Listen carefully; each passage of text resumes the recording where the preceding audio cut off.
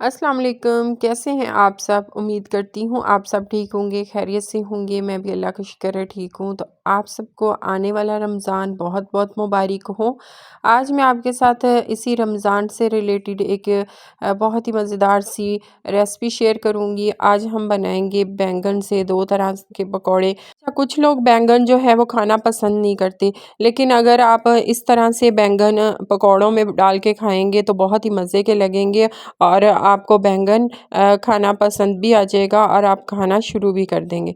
तो इस वीडियो को ज़रूर एंड तक देखिएगा। इंशाल्लाह आपको उम्मीद करती हूँ कि आपको ये वीडियो अच्छी लगेगी और बैंगन की ये रेसिपी भी बहुत मज़े की लगेगी। सबसे पहले हम यहाँ पे बैंगन को अच्छी तरह धो लेंगे और ऊपर से कट कर देंगे।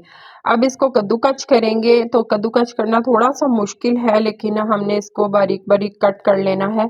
लेकिन मैंने यहाँ पे इसको कद्दूकस किया है। कद्दूकस करने से ये है कि पकौड़े बहुत ही जल्दी गल जाते हैं और बहुत ही मज़े से क्रिस्पी से बनते हैं, तो इसलिए मैंने इनको कद्दूकस किया है। अब अच्छी तरह इसको कद्दूकस करने के बाद यहाँ पे 1 अदद आलू लेंगे, इसको भी हम कद्दूकस कर लेंगे बारीक बारीक सा। इसके साथ ही इसमें मैं 1 चम्मच कुटी हुई लाल मिर्च शामिल करेंगे की और साथ नमक, सब्ज़ धनिया, सब्ज़ मिर्चें, आधा टीस्पून हल्दी पाउडर, 1 टीस्पून लाल मिर्च पाउडर और 1 चुटकी मीठा सोडा ऐड करेंगे। और यहाँ पे 1 चम्मच मैंने साबुत धनिया लिया है। साबुत धनिया से खुशबू बहुत अच्छी आती है, मदद से मसल के इसमें शामिल कर देंगे। अब इसकी सबसे ख़ास टिप जो है वो हमने इसमें बेसन ज़्यादा ऐड नहीं करना, बस हमने इसमें आधा कप बेसन ऐड करना है और इसको पहले अच्छी तरह मिक्स कर लेंगे। फ़ौरन पानी नहीं डालेंगे क्योंकि बैंगन और आलू पहले से ही थोड़े से नमी वाले होते हैं, तो इसलिए इनमें मॉइस्चराइज़ होता है, तो पानी हम ज़्यादा ऐड नहीं करेंगे। उसके बाद मिक्स करने के बाद इस हथेली की मदद से हम थोड़ा सा पानी शामिल करेंगे। पकौड़े का मटेरियल जो है वो हम एक साइड पे रख देंगे, इस तरह की कंसिस्टेंसी होनी चाहिए। हमारे पकौड़े एक और बैंगन लिया है मैंने, इसको मैंने यहाँ पे स्लाइस की तरह काट लिया है बारीक बारीक सा।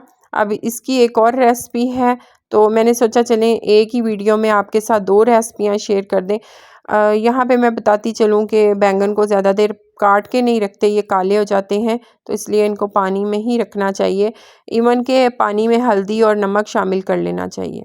तो यहाँ पे हम इस बैंगन के ऊपर लगाने वाला मसाला जो है वो तैयार कर रहे हैं। तो देख लीजिए जो मैंने नमक मिर्च मसाले इसमें ऐड किए हैं।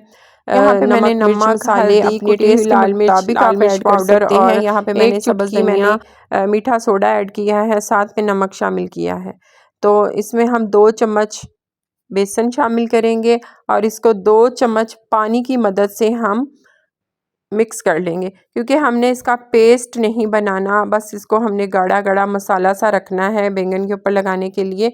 तो पहले हथेली की मदद से हम इसको अच्छी तरह मिक्स कर लेंगे और फिर चम्मच की मदद से पानी शामिल करेंगे। अगर हम डायरेक्ट डालेंगे तो पानी ज़्यादा डल जाएगा, तो पानी डालते हुए ज़रा एहतियात कीजिएगा कि पानी कम से कम हो।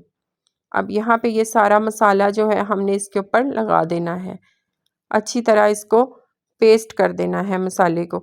ये रेसिपी बहुत ही मज़े की बनती है, आप एक दफ़ा ट्राई करेंगे तो पूरा रमज़ान आपका दिल चाहेगा कि क्यों ना ये पकौड़े भी हम बना के ज़रूर खाएं।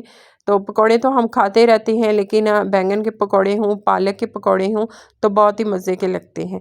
तो बैंगन के पकौड़े आपने ज़रूर बनाने हैं इस रमज़ान में और मुझे फ़ीडबैक में ज़रूर बताना है कि आपको ये पकौड़े कैसे लगे।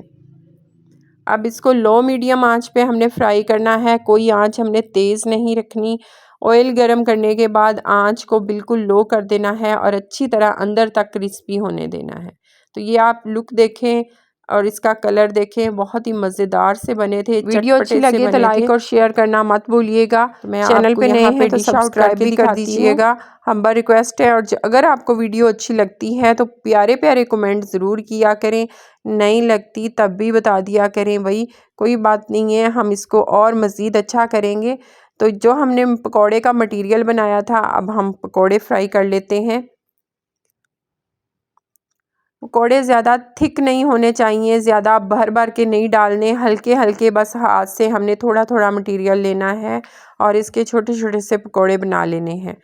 फ्राई करते हुए ख़ास तौर पे ध्यान रखा करें कि पकोड़े जो हैं वो तेज़ आंच पे कभी भी फ्राई नहीं करने चाहिए।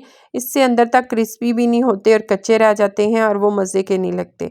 इनको लो मीडियम आंच पे फ्राई करना चाहिए, ज़्यादा देर लगानी चाहिए फ्राई करते हुए ताकि ये अंदर तक क्रिस्पी भी रहें और मज़े के भी लगें।